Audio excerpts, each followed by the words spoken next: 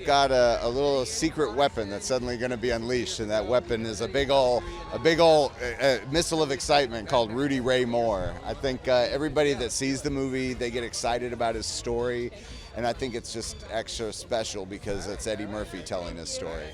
Well, first of all, I think Eddie understood his comedy, and Eddie understood that his particular brand of comedy was something that, you know, is not necessarily for everyone, but the people who love it with all their heart. You know, he's obviously one of the best entertainers of our age, and it's really great to not only see him be funny, but I think Eddie has an incredibly moving, subtle performance in this as well. Every day was a joy to come to work, you know. Everybody wanted to be there. They all felt this purpose to tell this story. But also, you know, I think it was just, you get that many funny people together that have been doing the comedy circuit that long. They're going to be talking about old stories, talking about people in clubs that they remember back in the day. Well, I'll tell you what I get out of the film is that I started up as an independent filmmaker, and there's so many times that I think with whatever it is you want to do, whether it's making movies or music or art or anything, there's just so many things that keep you down. And I think that Rudy really is this fantastic hero to show you that, you know, it doesn't matter how old you are, you can just keep fighting and get what you want out of this world. Yeah, it was a lot of entertainment on set every day. Everybody was loving and fun and silly and respect, and it was a beautiful atmosphere. His perseverance, his independent filmmaking was just really genius. I mean, he was a real guerrilla about it. I couldn't dream it. I couldn't have dreamt it. It was phenomenal. Believe in yourself.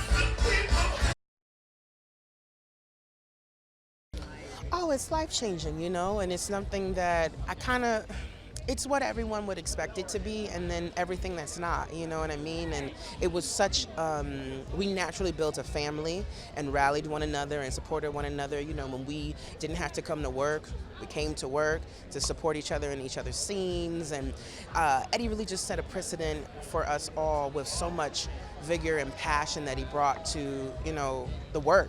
So it was like, if he's doing it, I gotta do it.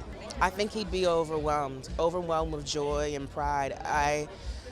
Something that I take from him is that not only was he selfless and just wanted to express himself through art, but also that he did it for his culture, not expecting to get anything out of it, but merely like this need in his gut to release this art to the world. These are the types of stories that need to be heard, and there's so many stories that we hear on repeat. So to hear about these unsung heroes, especially within the Black community, is a big deal, because representation matters. I think he would be over the moon. I think he'd be really happy. Uniquely inspirational stories. Nobody else like him. Nobody else did it like him. This one came together when I was finished resting. This one kind of came together, and, you know, that's why we wanted to do it.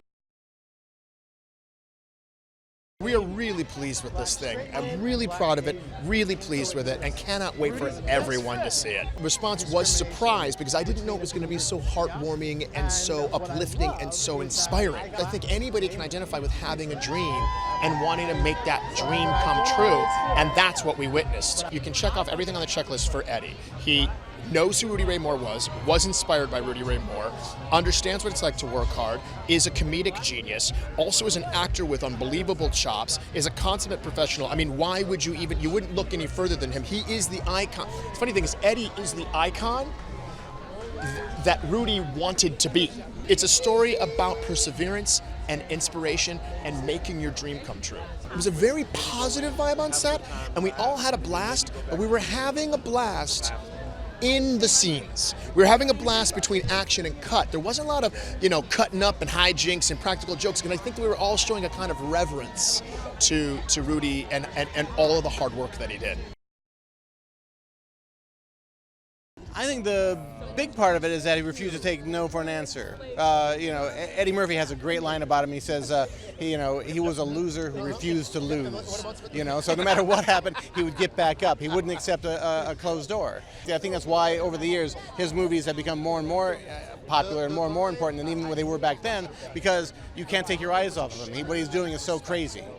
Rudy was just sort of throwing a party for 90 minutes. He was making the movie he wanted to see. And that's why I think that's why now we all want to see it, and why it made such a great material for a movie. The only reason to make the movie is if it's going to be Eddie. Yeah. And so when we were writing every day, we just kept giggling, and we would put in jokes that we knew only Eddie's going to get. It was just like real inside baseball stuff. Also, I think we had both admired Eddie's talents and think he's one of the great movie stars of all time. We've worked on lots and lots of movies and TV shows. We've never had one where just literally every time we hit the red carpet, every time we go somewhere, every time we go to show up on the set, it's like literally, it's like, oh my God, I'm having such a great time. I really love these people. From the perspective of being a black person, we never thought this day would come. Nobody was checking for Rudy Ray Moore. We knew what he meant to us. We didn't even know if anybody besides us knew about him. And he was an icon to us, and he was all we had at that time. We weren't making major motion pictures. He did it himself. Guerrilla filmmaking, we didn't care. We loved it. As a person myself, I knew Rudy. I worked with him like 5 times. He gave me gifts. We have photographs, and I was able to show Eddie some of the stuff that Rudy gave me, and to let him know the connection. So this is a full circle moment for me, for him to not be forgotten, for him to be portrayed by Eddie Murphy. This is a great day in Black Hollywood, honey. It's happening again with the filming of Coming to America too. The set is like everybody is happy to be there. Everybody knows that there's 100 people standing behind them doing shit. They were there. Everybody is proud of being there. Everybody loves Eddie. And we don't have many icons left, you know? And he stood the test of time.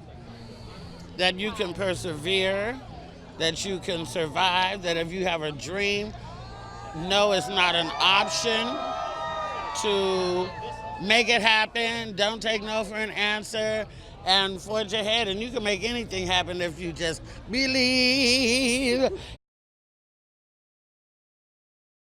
It's cool, you know, to be able to shed light on somebody, a great icon like Rudy Ray Moore. You know, too bad he's not here to see it, but this is a big reward, man. We honoring somebody who paved the way for a lot of us, you know, before we even had an opportunity to think about how to do it.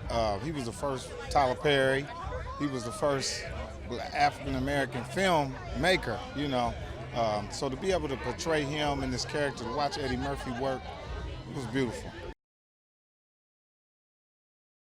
Well, the 70s is always a fun period to replicate, but also, you know, it was all about Eddie Murphy, and this is something that he's wanted to do for so long.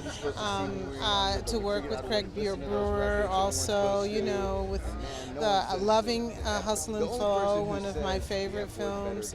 So I think that the combination of people and the subject matter made it totally worth, you know, taking on the challenge. You know, it was a hot summer. It was a long, hot summer, but we made it through, you know, with, you know, a great ensemble and great attitudes and a lot of fun. It was produced during the blaxploitation era, but it has none of the trappings of blaxploitation because Rudy financed it himself. And, you know, he's an entrepreneur, and it's really it's a great story to tell, you know, from that era. Let me tell you something, these guys here, their job is fantastic. They're incredible. What they wrote and what they put together here is a masterpiece. It's a marvel of cinematical, magical reality that all of us are experiencing in quantum time. I love you all. Thank you, Derval. Hire me again.